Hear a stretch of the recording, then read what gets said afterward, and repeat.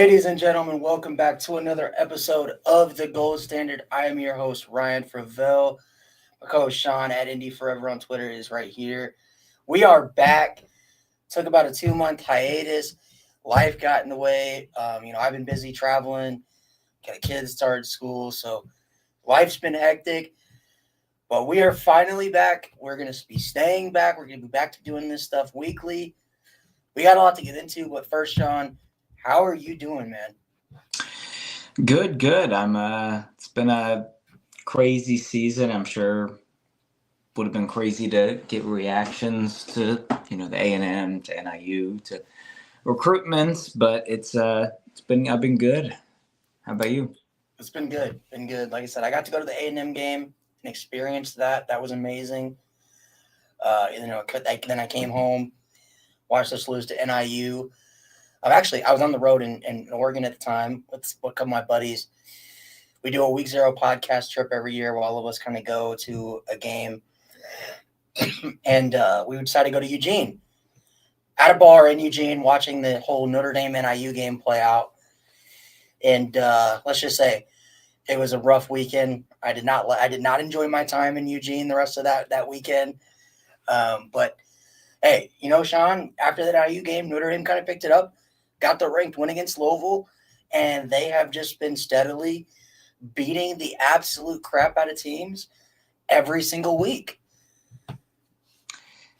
You could say that. I mean, yeah, it's they've been dominating, yeah. And you could say it's schedule, you could say it's coaching, you could say it's talent, right? The biggest thing that has intrigued me this season that I keep saying is this is probably one of the most injured Notre Dame teams I've seen in a while. Yeah. And it feels like at any point the injuries keep getting worse, especially when Benjamin Morrison got hurt. And it just surprises you how consistent and good they're still playing. And it still makes me nervous when it comes playoff time. But, yeah, it's just all the injuries, but they're still playing like this. I want to imagine what they'd be like if they didn't have these injuries. Yeah, so some of the injuries, we lost our starting left tackle, Jagasaw, before the A&M game. Anthony Knapp, I think, for a true freshman, he's played okay. I don't think he'll be starting left tackle next year. I don't think he will, but I think for him being thrown into a spot that he wasn't prepared for, I think you can't really ask anything else from him. Yeah, I think he'll be our starting left guard. Yeah, I'll say this. What I've seen from Knapp this year is in run block, amazing. Absolutely amazing. Now, the pass blocking, that leaves a lot to be desired just because we've seen the holding calls. He seems to struggle with that so far. But again, he's a true freshman. I don't really know what else we expected. You move him inside, I think that might help him too. Yeah, I agree. I think if he's going to be a starting left guard next year, I think probably slide in Jagasaw at left tackle, depending on how he is health-wise.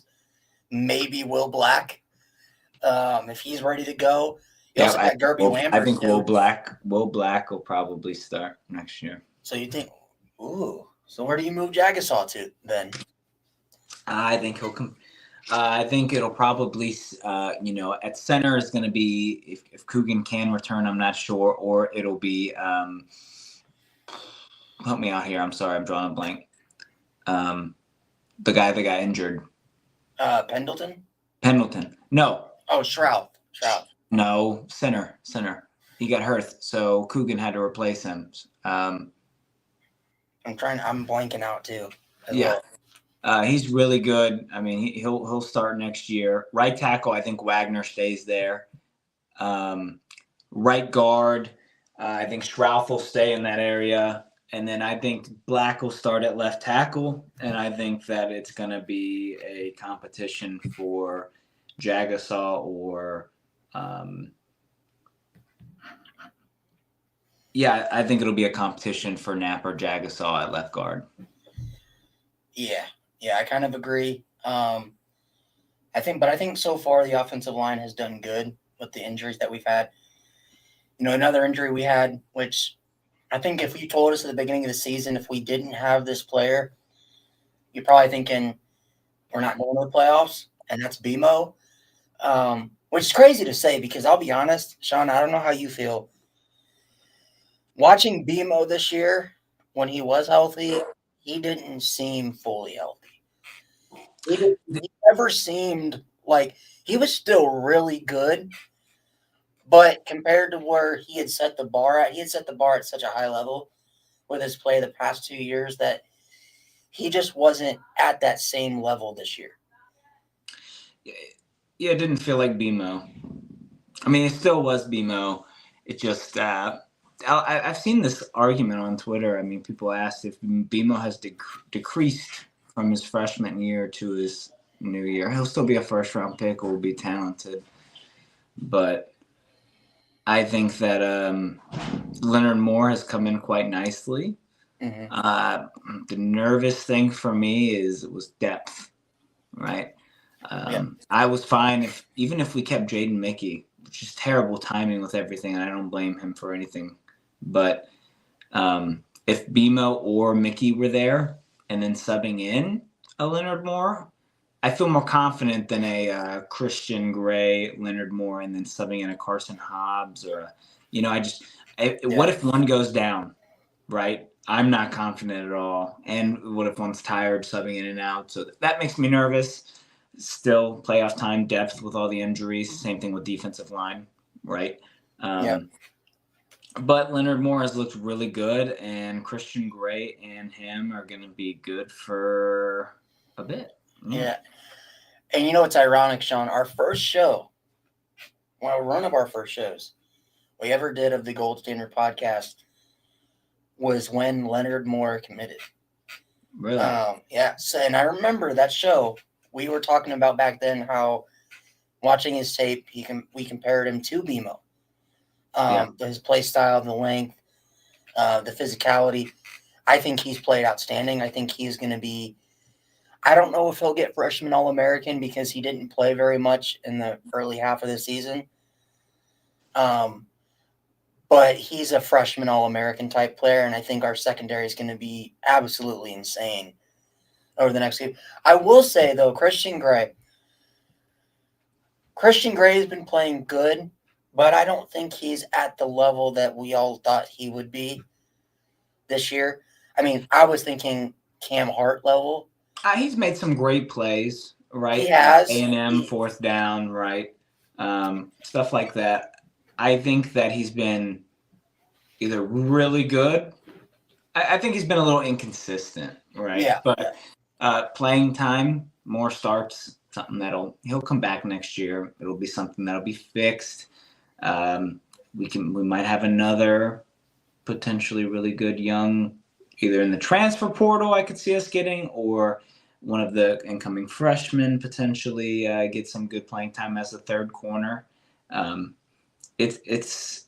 We'll see. I mean, we've been cycling corners like it's nothing. So it's really surprised me defensive back wise. I've been very impressed with a lot of players this year. I can't really think of anyone who's disappointed me in terms of the whole season. I've been in Riley Leonard was extremely disappointing at the beginning, but I started to like him again, right? Our running backs look good. Arguably, regardless of what people say about Love, right? I think Love's great. With the touchdown streak and everything, I think Price has looked a little better this year than him, but that's a very unpopular opinion. And I really like having the two-headed backfield. I think Mitchell Evans disappointed me a little bit, but offensive line, not really. Wide receivers, I'm not disappointed with after last year.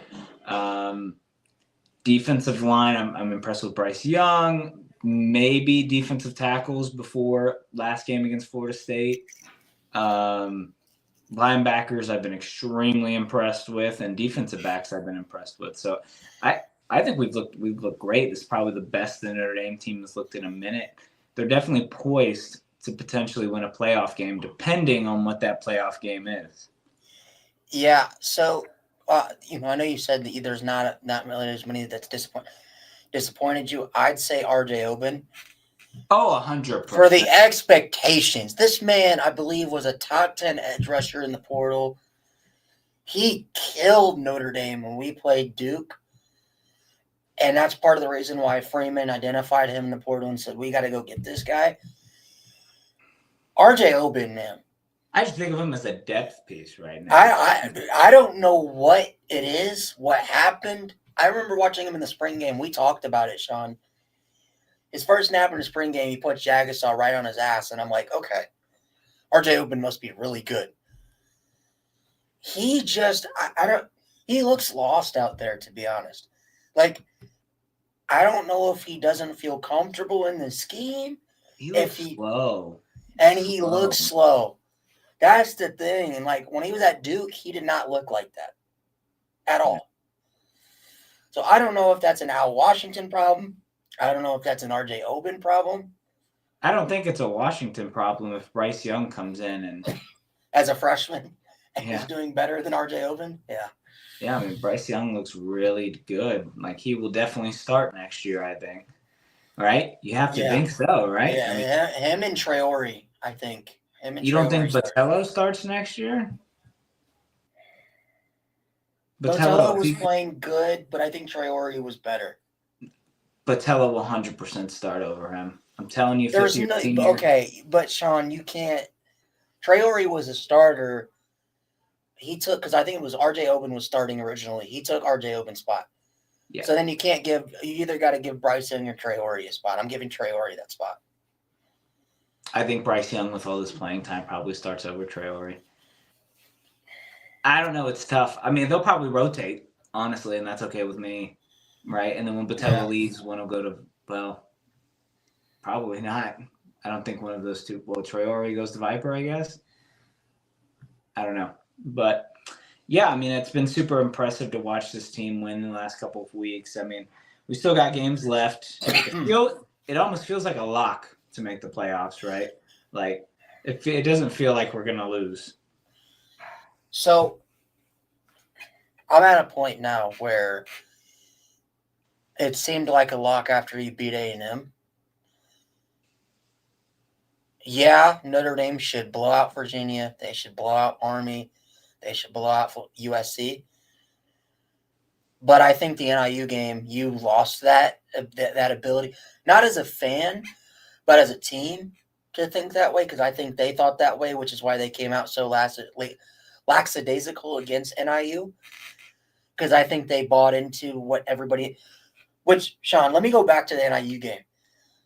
What happened was the players listened and us fans listened because we're not used to, as Notre Dame fans, hearing the national media hype up Notre Dame.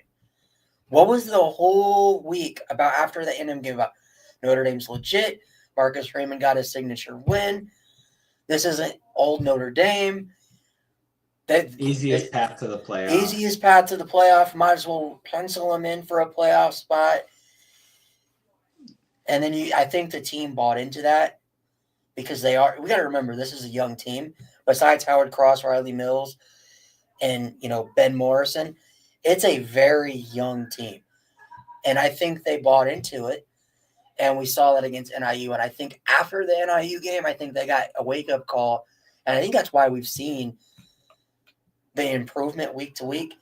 Now, I know you mentioned Riley Leonard. He's a guy that I've been frustrated with, even as he's slowly but surely improved throughout the year. I got, me and some guys in our Notre Dame group chat got into it. Because I was at the Navy game. I watched that game live. Mm-hmm. And they're talking about Riley Leonard is amazing. This is his best game. And I'm sitting there, I'm like, he's missing guys. He's underthrowing wide open guys. He's overthrowing wide open guys. He's hitting guys not in stride. Like the Dayton Greathouse should have been a touchdown. Great if Greathouse didn't have to slow down and catch the ball. And I literally said, I'm like, Ian Book makes that throw. Jack Cohn makes that throw. Sam Hartman makes that throw. There are plays, though, with his ability where he breaks out the sack, gets a first down, Jack Cohn does not Doesn't make do that. right. No. I mean, I agree completely. I mean, you can ask my wife. I was a big Riley Leonard hater early. But I told her I kind of had to take a look back and was like, I talked about Jack Cohn a bit, and I was a big Jack Cohn hater, and I really wanted Buckner to play. And it took me not having Jack Cohn to appreciate Jack Cohn. So I am starting to appreciate O'Reilly because I think he can do things, and they're starting to work around him in the offense. Doing RPOs are brilliant. How good our run game is, how good his run game is, are brilliant right now. And he's making some really accurate short to medium throw to middle range passes. He's still very inaccurate deep, but he's starting to get better as the weeks go on, right? This is if he continues to improve his passing game, it's going to be tough for defenses to stop him. I think for me, the frustrating part with Riley, and I'll get to the Florida State game because I was at that game as well, and I think that was by far his best game, even though the stats don't really look like it. The frustrating thing with Riley is he's a fifth-year guy, and for a fifth-year guy at quarterback, he's not where I would expect most fifth-year starting quarterbacks to be at college at the FBS level. Throughout the first couple weeks, you know how frustrating it was, Sean, to go on and turn on, I don't know, Sam Houston State, and their quarterback can hit the deep ball better than Riley Leonard and more accurately than Riley Leonard. I mean, shit, Navy's quarterback, Blake Horvath, until he played Notre Dame, was averaging more passing yards per game, was able to actually hit the deep ball. And that's Navy. So why couldn't Riley do that? And now, getting to the Florida State game, I think that was by far his best game I've ever seen him play. The throws he was making, especially on the run, and now, mind you, it is Florida State. That's a dead team. That's a dead program. But still, there were throws where he was, evading the rush, hitting guys right on the money, and Faison, Greathouse, Bo Collins just dropped it. Oh, yeah. There were a few bad drops in that game, and Riley Leonard whispered fuck into the camera. Yeah. But those throws are an improvement to me because Riley Leonard against NIU doesn't even make that throw. And, I do think something that bothered me with the NIU argument. Here's my thing. It was a very terrible loss, probably the worst loss of the season. I'm not going to discredit it, right? How many undefeated to one-loss teams are there, Ryan? Just a question from me to you. How many undefeated? There's 4 undefeated teams left.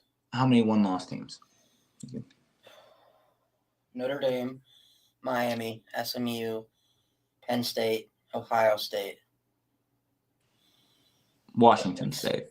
Boise State. Right. 7 or 8. So let's say there's 12 undefeated to one-loss teams. Just top of the head. Yeah. Notre Dame should be punished for losing to NIU. They were. They fell from 5 to 19 to 20. They had to work their way back up. And it's not their fault that they're 2-1 and then freaking, I don't know, Boise State's 3-0 ahead of them, and then Boise State loses. So, of course, they're going to go down, and one team goes up. It's just how it goes, right? Losing earlier in the year is better than losing later in the year. It's always like that. But I think, too, it's we also were 8, then we fell to 10, then we went to 11, then we went to now we're 10, then 8, right? I think that I think Notre Dame was punished enough for the NIU loss. People mention it too much. I think it was needed to get a boot in this ass. I don't think this team would be as good as what they are right now if they didn't lose to NIU. I think they would still be winning some of these close games, barely. Yeah, I agree. Another thing, that brings me to my next point, and we'll talk about it now, I guess. The CFP rankings, and then we're going to get into the recruiting stuff after. But one thing I did like from the committee last night was they did what I wanted them to do, which was make the loss column matter. So I'm sure you saw it all over Twitter, but the amount of Alabama fans, Ole Miss fans, SEC fans in general. Why are you mad when you're in, first of all? Right. They're mad because that they're ranked below Notre Dame and Miami. Miami, okay. Yeah, Miami, I can understand. A conference champ right now, so they're going to have to be 4. But they're talking about just the rankings, not the seeding, because the seeding's different. Yeah. So Notre Dame is 8, Miami's 9. I can understand the argument against Miami because Miami's one win is against Louisville, and that's their best win. They haven't beaten any other ranked team. Real quick question before we go on this, and I've been and if any of the listeners have this answer, I'd love to hear it. This brings me with something before we continue. I'm sorry to interrupt. No, you're fine. But we look at strength of schedule ranking, and Notre Dame's, why this is the weakest I've seen, is 73 right now. But Miami's is 45th. How? Yeah. We played everybody Miami's played and more. I don't understand that. How does Miami have the 45th strength of schedule and Notre Dame has the 73rd? But we've played the same team. And we've played Texas A&M and Navy, and we're playing Army and USC. Yeah. I don't get it. I really don't. I don't understand how they have a tougher strength of schedule, because I look at their schedule and I think it's easier than ours. Yeah. I'll be honest, I think Texas, I think Penn State, I think Ohio State have all had easier schedules than Notre Dame. I think Ohio State, yes, because they've only played Oregon and Penn State. And this is partially because I think Penn State is fraudulent as all get out. But that's 2 top 5 teams, and they're about to play a third.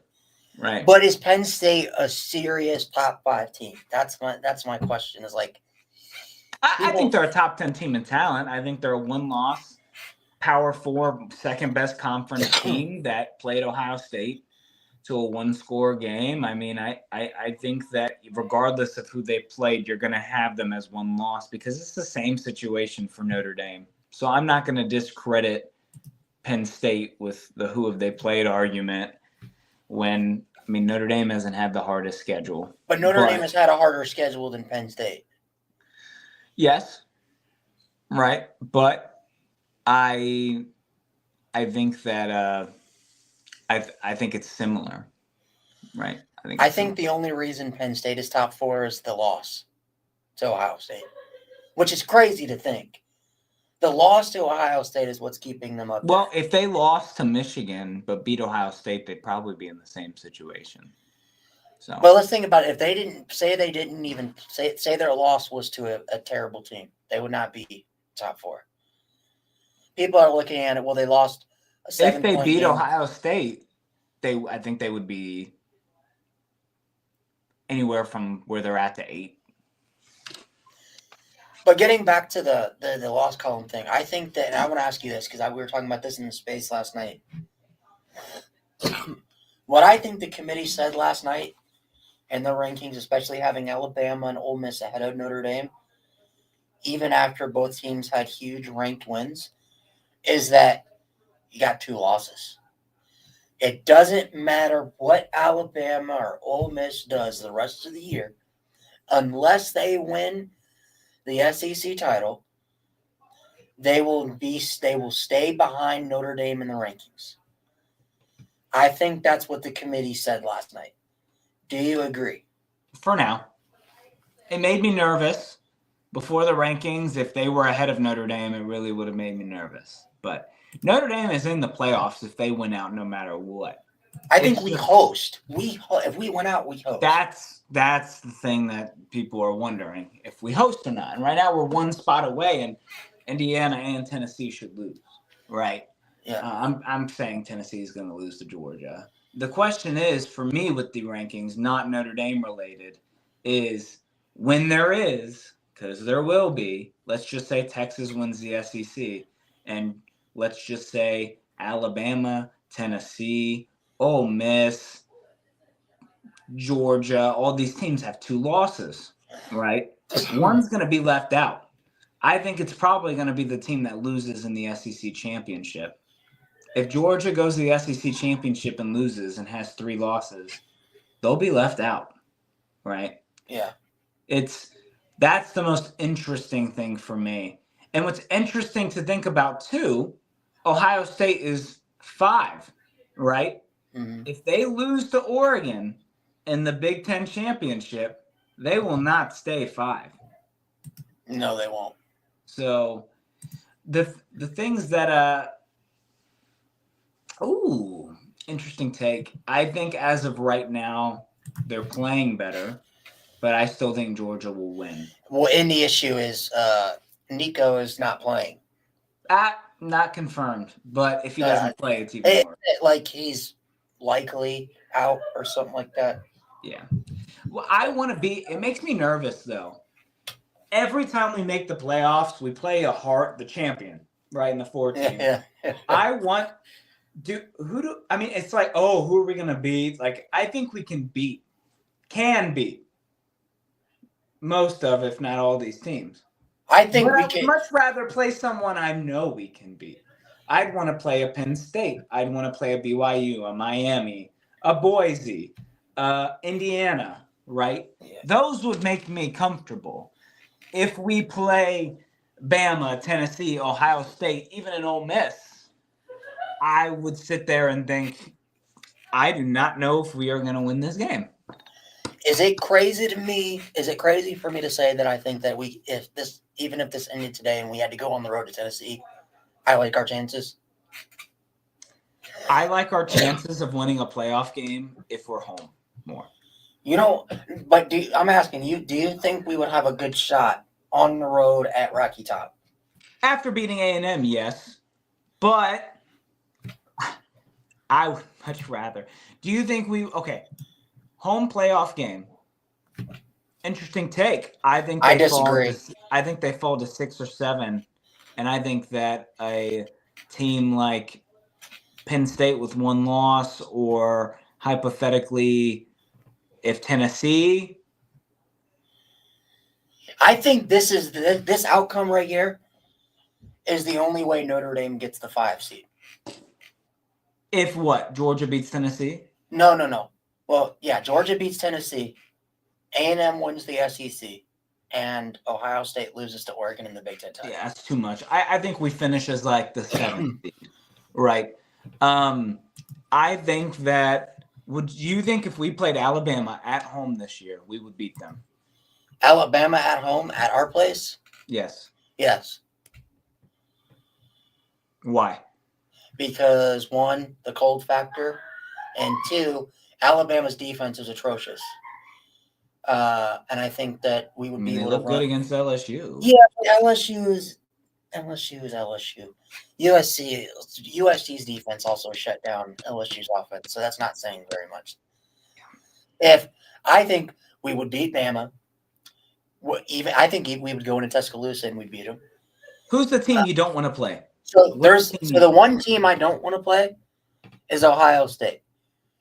Everybody else in this playoff format, I think Notre Dame has a good chance at beating, or at the very least, it's a very competitive game and it's a pick'em. That's where I'm at. Because every one of these teams, besides Oregon, and I still think Oregon has holes. I think if we played Oregon or Texas, which they'll probably have a first round bye, but I think there are teams that could beat us by more than 1 or 2 scores, right? You think Texas? I do. I think Texas is loaded with talent. Texas. So this is my issue with Texas. This is the same thing with Penn State. Who has Texas played? I have the same argument. I agree. Who have they played? The best team they played is Georgia, and they got mollywopped. Their best win is Michigan. Actually, no, their best win is Vanderbilt, who is unranked, and they barely won that game. But their strength of schedule is harder than Notre Dame's. But how? I agree. But how? I think BYU has had a tougher schedule than most of the teams in the top 12. I think that people talk about Boise State. They played Oregon pretty damn good, right? So Yeah. A lot of people are mad about the SEC thing going on right now, about an SEC team getting left out.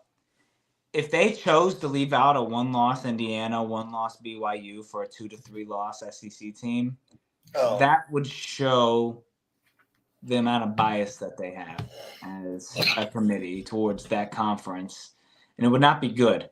I don't think anybody in this rankings at least, I don't think there's any SEC bias besides maybe SMU. I think SMU should be in the top 10. That's my matter thought. With them. If they went out, they're in. I personally like SMU a lot more. I like SMU a lot more than Miami. I like them better than Miami. Like, SMU has a better strength of schedule and a strength of record and better wins than Miami. Yeah, and their loss was to BYU. So I agree. I think that if we host a playoff game, I would pick us. I'd like y'all to beat Bama, BYU, Miami, Indiana, PSU, Texas. The rest, I'd take them over Notre Dame. So who does that leave? Ohio State? All SEC, pretty much SEC. Ohio State, Ole Miss. I do think Ole Miss would Tennessee. Scare me. Wait, so Lucas, you think Boise State would beat Notre Dame? I don't think he would. I think you forgot Boise State. Yeah. But yeah, I think it was just implied. But yeah, I mean, I think Notre Dame is. I think Notre Dame will be fine. If we need to win a playoff game, I'd love to win a New Year's Six bowl, but we need to win a playoff game to shut some of the haters up. If we get blown out again, it's just I don't think it will happen. If it does happen, we're in trouble. So we need to play. I mean, I still think it was a Brian Kelly thing. There's a reason LSU lost to Alabama worse than Notre Dame lost to Alabama in the national championship. So also people want to talk about the committee with Notre Dame. If it was I sent this on Twitter, I think. If the BCS was still around, Notre Dame would be the same ranking. So take that as you will. All right, let's get into some recruiting stuff. Before we get into that, really quickly, we've got 268 people watching, the most we've ever had on this show. If you guys are watching on Twitter, please go over to Week Zero Productions on YouTube. That's Week Zero Productions. And go drop us a sub. Go drop us a like. We're going to be doing this show regularly again every Wednesday at this time. So make sure you hit that sub button, hit that like button, and hit the notification bell so you can stay up to date with everything Week Zero Productions. All right, let's get into this recruiting stuff, Sean. All right. One guy we talked about a heck of a lot during the summer, Derek Meadows. Seems like everything's kind of came full circle. I put a golden brick in for him to go to Notre Dame. So you did back then, didn't you? I did not take the brick down. So you did not. But he committed to LSU back in July, which seemed like a very weird, so to speak, decision because he was considered a Notre Dame lean for a majority, probably 95% of his recruiting process. Notre Dame lost that battle, but now it seems like everything's came full circle. He was just on a visit to Notre Dame for the Florida State game. Sounds like he had a great time, and now it seems like Notre Dame is the team to beat for Meadows. We need to land him. I think that he would start potentially next year. So here's my thing with Meadows. I think he's got the ability, like the God-given talent. I think he's got the attributes and the intangibles. My only question is he's at Bishop Gorman right now. He's a top 100 player, a top 10 to 11 receiver in the nation, and he doesn't even have 500 yards receiving at Bishop Gorman. That's concerning, mainly because of who he's playing with. You think he's a Jordan Johnson 2.0? I wouldn't go that far because I think Meadows can, like we've seen him on the camp circuit, dominate some of the best DBs in this class. But it's just, I think that he's a raw prospect. I think he's a guy. When I say he could start next year, I'm not saying he will. I'm saying he could. Like, I think he plays, right? Yeah. I think he's got the ability and he's the length and he's going to be a Notre Dame prototype receiver that we don't have on the roster. No. I agree, though. It is concerning with how he's performed his senior year, but this is kind of a gift that you kind of have to land in this class. To me, this is, and I like a lot of the talent we land in this class, this is probably the weakest class we've had in the last 3 years. Hate to say it. I think it's a good class. But I think it's the weakest class we've had in the last 3 years, and I think next year's will be better. So, but I'm interested to see if he goes to Notre Dame. I think he will, unless Underwood goes to Michigan, which I don't see happening. And I think we land him. Do you? Yeah, I agree. I think he ends up if I had to put a golden brick in, because I didn't put one in like you did. If I had to put one in, I would be at 90% confidence, 10% being if Bryce Underwood were to flip to Michigan. I think that opens the door for the Wolverines. But I think right now, Meadows he's looking for a reason to go to Notre Dame, which we've seen most prospects look for a reason not to. He's a kid that's looking for a reason to, and I think Notre Dame gets that done on signing day. Ashton Craig. The center I was talking about earlier. I couldn't think of the name. Oh, okay. Okay, yeah. All right. Let's get into the next guy. Notre Dame landed 2 commitments within the past couple of days. The first one being as a flip target from Boston College. He's teammates with current Notre Dame 4-star receiver commit Elijah Burris, son of former NFL All-Pro Plexico Burris. Nolan James is a guy who reminds me a hell of a lot like Kyron Williams. His play style, his running style. I think he's very underrated, mainly because of the state he plays high school ball in New Jersey. But this kid is absolutely insane. He's racked up over 1,200 yards this year, averaging 8 yards per carry. I don't care where you're playing at. I don't care if you're playing in Florida, California, Canada, or you're playing in the middle of nowhere. 1,200 yards with an 8 yards per carry is absolutely insane.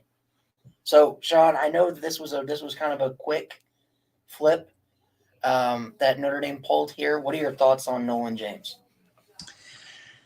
I saw a lot of people be very quick with the I love it. Jordan Faison. I think I won Heisman with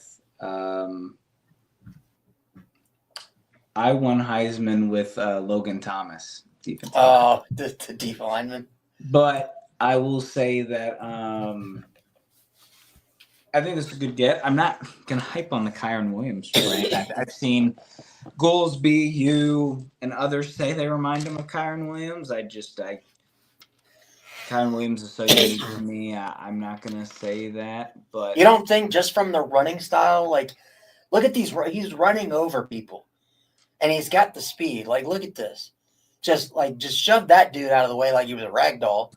Like, I'm super, like, I'm super excited about this. I like the get. I think he's going to be great. I'm not like some of the people who are like, oh, 3-star. Like, I'm not big stars matter all the time type guy, but I think he's a great get. He should be a 4-star. Oh my God. I think he'll Jesus. play a lot, especially probably as a junior. I don't see him. We just have so much depth, which is not a good problem to have. That's going to be hard for me to see him play soon or early. But I like the get. I think he's going to be great. I just am not ready to say Kyron Williams hype train yet. I just can't because Kyron Williams is pretty unique. I'm not saying he's going to be Kyron Williams. I'm just saying the play style, like the physicality and the quick cuts. Like, look at this. Like, if that doesn't remind you of the Kyron Williams, North Carolina touchdown run, I don't know what does. Yeah, I mean, it makes me think of Price too a little bit. A little bit, just with more speed. Price with more speed. Yeah. I think it reminds me of Price before his injury. Maybe. Oh, yeah. But, I like the get. I think part of his ranking too, like his body style. He's a short, stocky kind of guy. I think that might have a lot to do with it as well. But I mean, he might be. Let me look that up real quick. I mean, everyone's comparing. I think it's the height and the weight and just his stockiness is why I like Kyron Williams. Yeah. So, all right, we got Nolan James. Another commit we got, and we also got one more to talk about after this kid. Thomas Davis Jr., a long-time top of the board target for Notre Dame. Yes, that's the son of former All-Pro linebacker Thomas Davis Sr. Sean, I was surprised about this when this one came out of the blue. I knew he was leaning Irish, but for him to pop a commitment this early kind of caught us a lot of us off guard. What are your thoughts on this kid?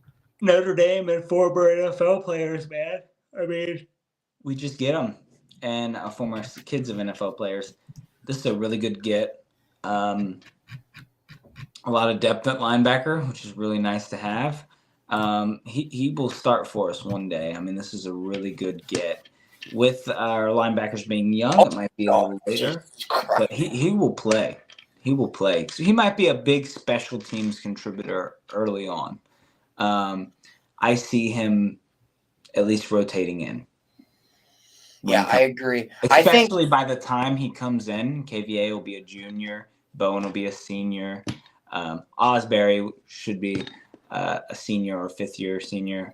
I think that they're going to play him, and I think he's going to get some meaningful reps, man. This could be the next starting linebacker at Notre Dame in a few years. I think he could get some serious playing time as a true freshman. Because I think what you've seen from Max Ebola this year is he's willing to rotate 5 different linebackers because of how talented. But the way this kid plays, he is so damn good. I'll be honest. And Lucas brought this up in the chat about Owusu Boateng. We'll get to him here in a little bit. I think he's better than Owusu Boateng. That's a hot take. But just in terms of the pure ability, not the ability, but the pure, it kind of reminds me of KVA. The ability to read, react, get to it, get to his holes, get to his spots on defense. He's always in the right place at the right time. I think, meanwhile, NOB, I think, is more of a guy that's a freak athlete, kind of like a Jalen Snead type, where he can do everything on the defense. Do you think that I think he needs to gain a little more weight. Just a little. Who? Thomas Davis Jr.? Yeah. But he's a junior. Yeah, I could see it. But, right now he kind of looks like Osbury to me. But I want to see him more in the KVA size. But you know me better than anyone else, Sean. I liked Osbury more than Bowen. Yeah. I liked Osbury more than Bowen. And Bowen's looked really good. Yeah, Bowen's looked really good. And so is Osbury when he's gotten a chance. So I Yeah. think it depends on what you like. But yeah, I mean, I think this is to me, I believe he's the second commit in the 26 class with Jordan Faison's little brother, No, Dylan. No, we got like 3 or 4, man. We got who's the quarterback. oh yeah, so Grubbs, Faison, you got you got Thomas Davis Jr. Who else? Oh, let me look. Let me see. I don't know how I could forget Grubbs. I know. That's crazy to me. Because I don't know why, but in my mind it's like he's a 25 quarterback. That's it. 3. So he's a third. Okay. But I think that's already showing how much better the class is. Oh yeah, yeah. I'm not a fan of the 25 class. Personally. I think we've got guys in there. It doesn't make me excited, but that could be good because sometimes people that don't make you excited, like a Joe Alt, could surprise you. So I think it's going to be a good class. I view it as a depth class, right? I don't view it as a game-changing class. I view it as a depth class. I don't see many of the people starting early. Yeah, I agree. All right, let's get into the final commit that Notre Dame landed, the final flip target. And we'll get into some targets that Notre Dame's going after, to finish this class out. Cam Haran, 4-star, offensive lineman, was originally committed to Iowa. He's a kid. I think you and me had talked about him a few times on the show over the summer. He was brought in for Irish Invasion, was evaluated by the staff very closely. I think Joe Rudolph, the offensive line coach at Notre Dame, loved what he saw from him. He's a mauler. Kind of reminds me a little bit of Anthony Knapp. And I was always surprised that Notre Dame never pulled the trigger with this kid. And then they finally did, and it was a pretty easy and quick flip. What are your thoughts on Cam Haran? Yeah, I think that he reminds me of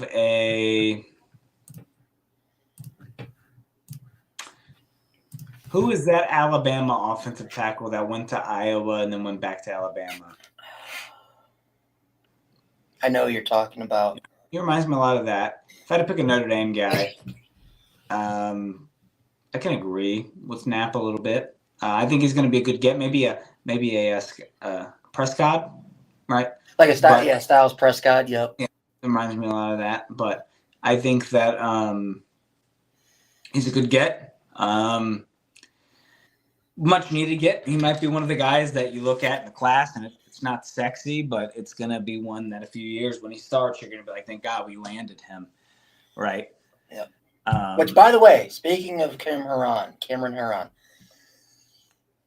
we got a surprise. He's going to be on the show for an interview, working on setting up the details, but we're going to have him on the show. Perfect. Haven't had a player interview in a while, but I hit him up, and he's down to do it. So we just got to get a date set in mind. And, but yeah. So go ahead. I think that, like I said, it might not be like a sexy look, but it'll be one years down the road that people are going to be like, I'm so glad we landed him. That's my view.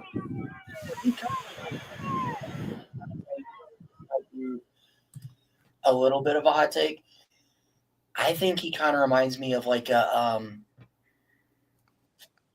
oh my God, who was the center? Zeke Correll? No.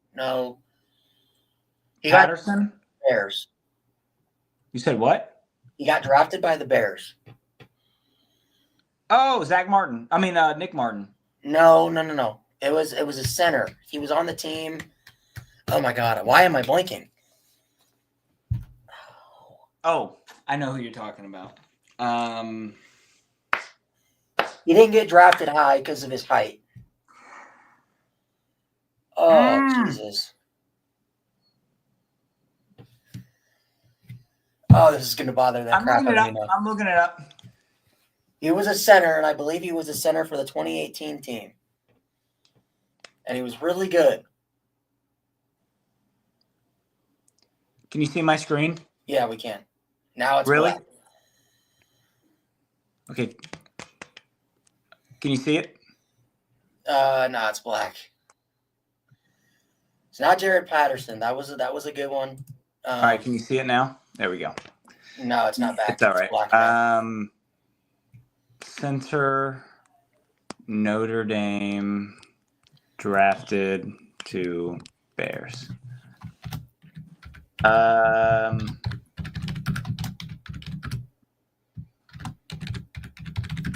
Sam Mustipher? Yes. Okay. That's who I was thinking of. Thank you. I thought you could see my screen when I was Now doing we that. can. Now we can. Yeah. Oh, so you can't see what I'm Googling. But yeah, Sam Mustipher. He reminds me of Sam Mustipher. Mustipher wasn't like the most like he wasn't a 5-star guy, but he was a mauler. He was going to put you in the dirt every single time that he was lined up against you. That's what he reminds me of. Because that's the thing. I think that's a lot of reason why he's not a higher rated guy is because of his height. I think he is, dude. Cameron is a stud. I was always confused why we never offered him. Because he always beats his man. Every time. And I get it, Indiana football, but when you have a kid like him and you're in backyard and you're letting him go to Iowa, which, by the way, if Iowa wants an offensive lineman, that should tell you something because they, along with Notre Dame, are one of the best at developing offensive linemen and finding talent. So, where do you think Notre Dame plays him? I think guard. I don't think he'll be tackle. I think he'll be a guard. You don't think they put him at center? Guard or center. I can see guard or center for him, for sure. Because someone's going to be the next center. Right. I don't know if he'll start freshman year. No. Oh, God. But I could see a center for sure, definitely down the road. All right.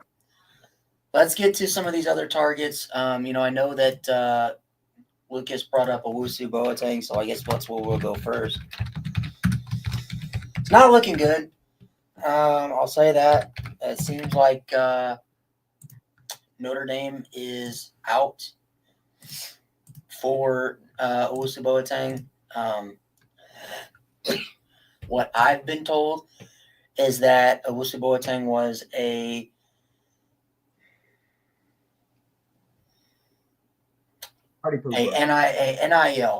NIL thing.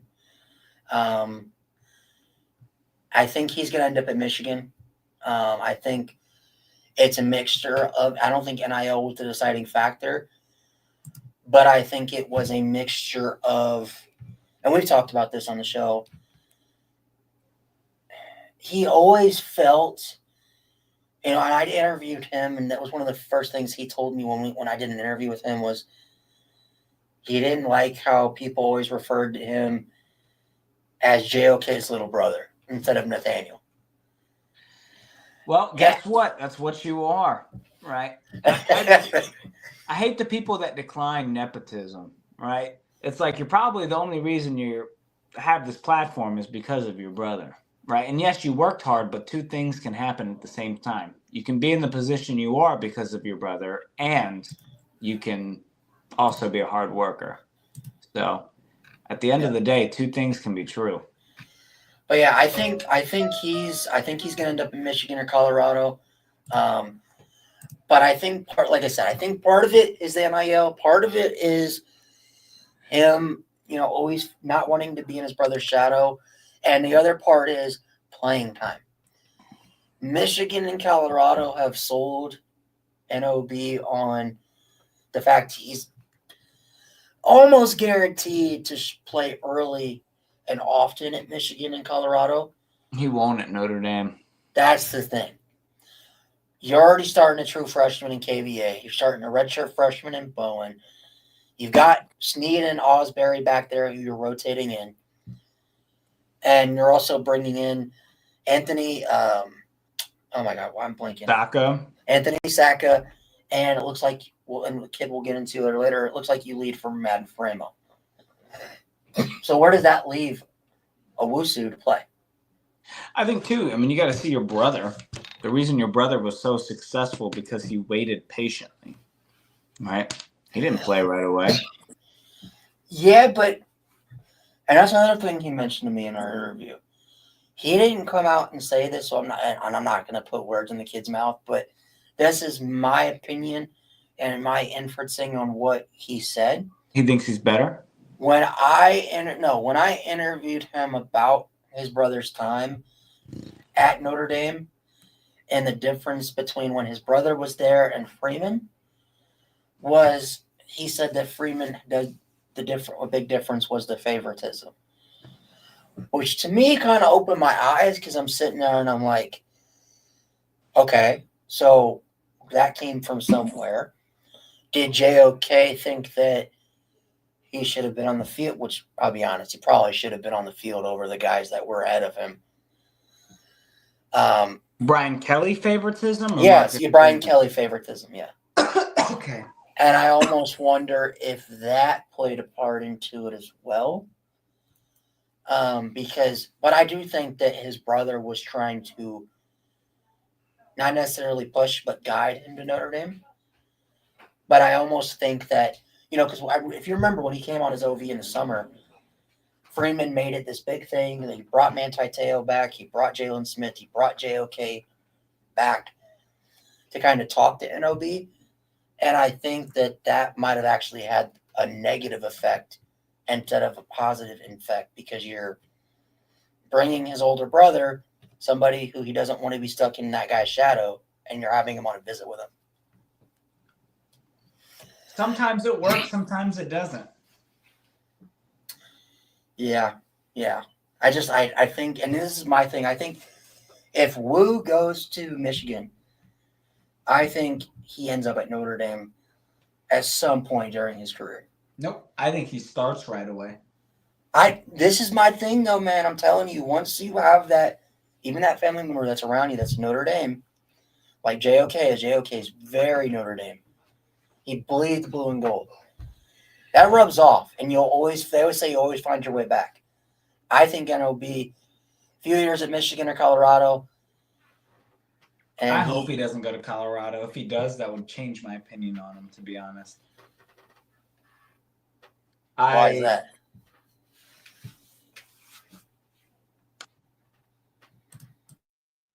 The favoritism with Deion Sanders, the nepotism, the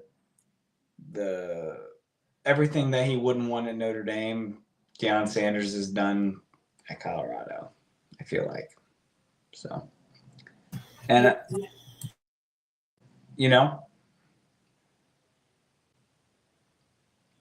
Sorry, my fiance came in here. But what were you saying? I just feel like everything he wouldn't want at Notre Dame, it would be kind of hypocritical, because Colorado, Deion Sanders is kind of favoritism, nepotism. Yeah, but his brother didn't play there. And Colorado fans aren't going to recognize him as JOK's little bro. Yeah. And that's the thing, like, that's what annoyed. And Elijah Burris and Thomas Davis Jr. even posted this like a month ago. They reposted it and said, "We're more than the names on our back." And I think it was Elijah Burris that said, "I'm more than just than Plaxico Burris' son." 100%. Like, and that's the thing, is as fans, you get caught up. These kids don't really feel like they have a name for themselves. Would they have the spotlight that they have if they were not that, though? I think some of them would. Some of them would. But if you see Plaxico Burris, right, if his name was Sam Smith, he probably would not have the recognition that he's had. He works hard, and he's earned everything he's gotten, and he's going to be great. And being developed from a father that played in the NFL and going through everything that he did is definitely earned, and he'll be great. But I don't know if all of them. Some of them, yes. It's kind of like LeBron James Jr. Would he be in the NBA right now if his name wasn't LeBron James? But, like, you also got kids like Marvin Harrison Jr. Exactly. He made his own path. Exactly. But, all right. So, NOB, I think he's going to Michigan. So that's a miss. Let's get into, let's see, go here. Oh, Jalen Wiggins. He's one of those late guys. The staff likes to do this. Marcus Freeman likes to do this. They like to get on guys later in the cycle that are flip targets. He's been committed to Florida since January. He's a top 150 kid. I think he's insane on the D-line. I think he would be a guy that would be an early contributor for Notre Dame. He was just on his visit for Florida State. He's from Tallahassee, ironically enough. Notre Dame, Florida State, Florida, and Stanford are kind of the teams that are, working on him right now. I believe Not Florida State anymore. I believe that Notre Dame leads for him. So, what are your thoughts on this kid? And what do you think he fits in? I think he'd be I think he would, like you said, he would come in and he would get some decent playing time. He's a unique type player for the defensive line. He's got the size that could play right away. My first initial instinct with him was, would he be a Notre Dame fit when he visited? Right. Yeah. Would he be the type of kid that'd be a Notre Dame fit? And after that, it seems like he is or can be. So if he wants to go to Notre Dame and it's the fit, and I think it is after that visit, I think he's going to be great. And like I said, I know that he's, at least right now, he's still planning on going to his Florida visit here in a couple weeks. So that, we'll see how that plays out. I think that's kind of a last chance effort for the Gators to maybe try to keep him in the class. But, the fact that he's considering Notre Dame and Stanford and he's in SEC country tells you that he's a Notre Dame fit in and himself. When he came out of this visit, all he talked about was the academics, the opportunity off the field. That's a kid. I think he goes to Notre Dame. Yep, I agree. And like I said, I think they talked to him about playing a 3-tech and a 5-tech at Notre Dame. So I think he would be perfect there. Maybe put on a little bit more weight. And I know he's trying to play baseball at Notre Dame too. That's surprising. So yeah, maybe another Drake Bowen type kid. Bartel. No, I'm just kidding. All right, let's get into some other targets here. This kid was kind of shocking. The little story behind him. He reached out to the Notre Dame staff about getting a visit. Notre Dame staff was in minimal contact with Olesh. He reached out first. Showed mutual interest. Said he wanted to take a visit. They got it done. He got his first time ever in South Bend.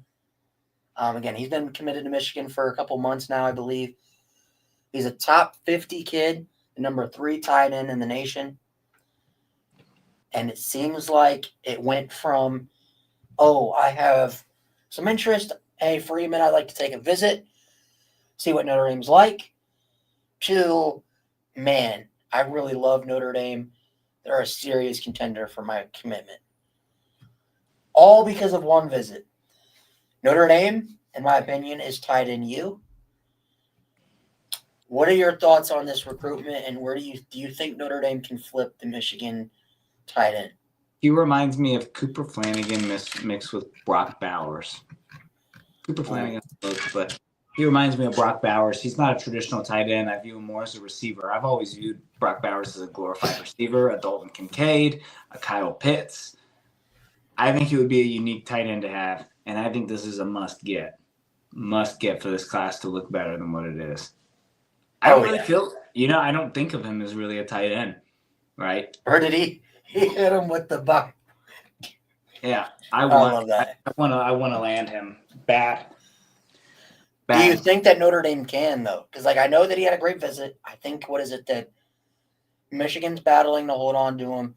Oregon and Penn State, I believe, have also got him on visits or trying to get him on a visit.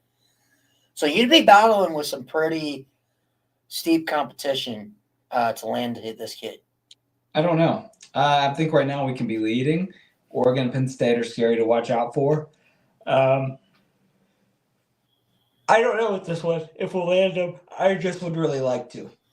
Right. I don't. Yeah. I don't. I think that we can. But Penn State keeping him at Michigan. I don't know if he stays at Michigan, but I think that Penn State, Oregon, and Notre Dame are definitely threats. Okay. Yeah, and like I said, I agree with you. I think he's a Brock Bowers type, which Michael Mayer was great, but I can't remember the last time Notre Dame had like a Brock Bowers type tight end. Maybe Kyle Rudolph, and maybe I'd say Tyler Eifert. Taylor Eifert. Yeah. Okay. Yeah, I think that Notre Dame can get this one done. I think it's steep competition. I still think that this is a 50-50 shot. But we'll see. I'm hoping. Yeah, for sure. I've heard great things though. Yeah. All right, another kid. This is a 26 kid. He's a top 100 kid according to Rivals, a top 250 kid according to On3 consensus. He is said he just came to Notre Dame for the first time for the Florida State game on an unofficial. And he set a commitment. Immediately after that visit, sets a commitment date for December 1st. And immediately after that announcement, a piece drops about how much he loved Notre Dame. He'll go to Notre Dame. I think this is a kid that goes to Notre Dame. I think this is a Davion Dixon type recruitment. Or, oh my God. Who was the kid that committed to Notre Dame early a couple of years ago, then flipped to Colorado? The D lineman. You know what I'm talking about? How many years ago? It was 2 years ago. 2023 class. Was not Owen Waffle. Was it? I'm looking this up. God, my memory is so bad with this stuff. Not Burres. Oh, man. Look up Colorado recruiting class. Yeah, that's what I'm doing right now. Let's see. Recruiting. And then that was 23.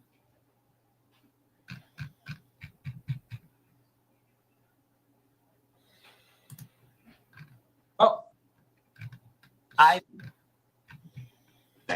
And he will be a very good first corner. Yeah, I don't know. I can't find it, but yeah, I mean, I think this is one of those Davion Dixon commitments where he goes on a visit, loves it so much he pops a commitment, and then Notre Dame fans will freak out and be like, "Oh, is he going to stick? Is he going to stick? Is he going to stick? Is he going to stick?" But yeah, I think Notre Dame lands this kid. We'll turn on this tape here real quick. I have not watched his tape yet. I'll say that I have not watched his tape yet, but I have heard good things. Again, this is a 26 kid, but I mean, if Mike Mickens likes this kid, and already just from the beginning, Leonard Moore vibes. Yeah, I agree, especially weight wise, and the height as well. I think that prototype wise, once Leonard Moore's a junior, he'll come in and it'll be like Christian Gray and Leonard Moore, Benjamin Morrison, Leonard Moore. He'll be right after. It's crazy how defensive back used to be a position of like worry to like such a position of strength. So Notre Dame's got the talent and depth that they have not had in a ever, so I'm excited.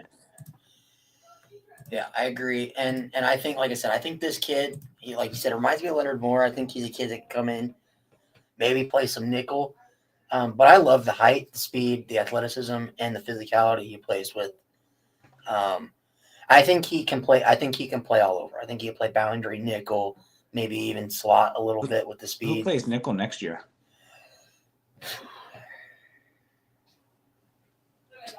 I want to say maybe Dallas Golden. Okay. As a freshman, because I think you're going to want him to play early and often. Yeah, and you're going to want someone to play there for a long time. Yeah. I think it'll be him in a transfer. Oh, kind of like bring up like a 5th-year guy to kind of ease give him some on. experience. Yeah. I can see that. But yeah, I think this kid ends up Notre Dame. I think you said you do too. 100%. No doubt in my mind. Okay. All right, let's get in the final target. Maybe one of the biggest left on the board for Notre Dame. Feels like forever that Madden Faremo was supposed to be committed. I remember he had a commitment date set for June, then a commitment date for July. Then it got pushed back because he had summer school. Then people were thinking he was a silent commit after the Louisville visit. Then it was he was going to commit sometime in October. Now it seems like he's not going to commit until a National Signing Day or sometime after his senior year. He just took his second Notre Dame visit. So, I mean, I think Notre Dame leads. USC, Washington, Texas are obviously trying to battle right now. How do you feel about this recruitment?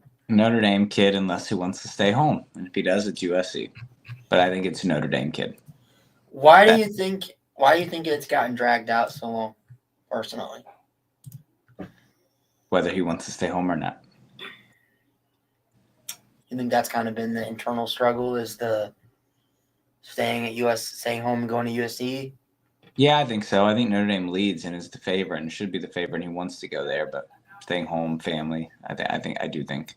But I think this would be a very talented get.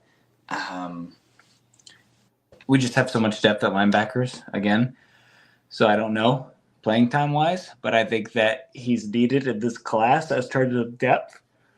Mm-hmm. And could be an impact player. Yeah, I've seen people talk about maybe having him play Viper because he is pretty versatile. What would you think about that? It'd be like a junior Tui Alamaka. Yeah. But yeah, I think he goes to Notre Dame. I think we hear something here within the next couple weeks, for sure. But yeah, I think Notre Dame gets Faremo, kind of tops off this class. But all right, that's enough of the recruiting. One more thing, and then we'll get out of here. Notre Dame laces it up this weekend against Virginia. I'll be at that game. Got sent free tickets, by the way. From family members in the unit within the athletics department sent me free tickets. So I like it. Yeah, they're like, hey, we got some free tickets. You want to go? Like, sure. I'll make the drive up there. So I'll be there for senior day. Notre Dame's playing a Virginia team that I believe is. Let me pull this up real quick. Sneaky. They're sneaky. I believe Notre Dame is a 22.5-point favorite, which I hate the damn spreads ever since the NIU game. Let me pull this up here on ESPN. Get this up here. But yeah, how do you feel about how this game plays out? Yeah, I think we win by 3 to 4 scores.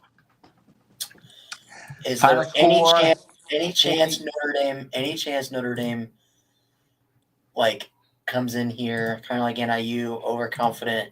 Senior day, nope. I think we win 45 to 24. Ooh, I like it. So here's my thing. I think just like any other game, you're playing a team that in Virginia that still has something to play for. They're playing for bowl eligibility. You can't come in here overconfident. I think Notre Dame wins this game by a big margin. But they did just upset Pitt last Saturday, like the graphic says. So you can't. This is a team where you just can't. You can't have an NIU slip up. You really can't. Nope. I think Notre Dame wins. I can't remember. What was your score prediction? 45 to 24. I got Notre Dame winning 38-20. I think it's one of those games where we're kind of in the second quarter, we're like, man, this game's close. Why is this game close when the Notre Dame hits the afterburners in the second half and blows the doors off of Virginia? And then we move on to Army in next week. So, but Sean, today has been a great show. We went a little longer than we typically go, but we got 326 people in here. The most viewers we have ever had on a show, and we just came back for the first time in 2 months. Yeah. Crazy numbers, by the way. It's nice. I think when we do this consistently again. Yeah. Thank y'all for watching. Yeah, I mean, y'all can comment too. I mean, comment and let us know what you think. It's going to be some great recruitment coming up. We'll bring you some news on it and just talk. Yep, for sure. Like I said before, all you 327 people that are watching right now, I know most of you are probably on Twitter. Go over to the YouTube. Go on YouTube. Type in Week 0 Productions. Go drop a sub, a like, hit that notification bell for every time that we post and go live. But Sean, it has been a great show. We will be back next Wednesday at 5 p.m. Central Time, 6 p.m. Eastern. For your host, Ryan Favell, and my co-host, Sean at Indy Forever. Go follow us each on Twitter. Anyways, guys, great show. See you guys next week. Go Irish. Go Irish.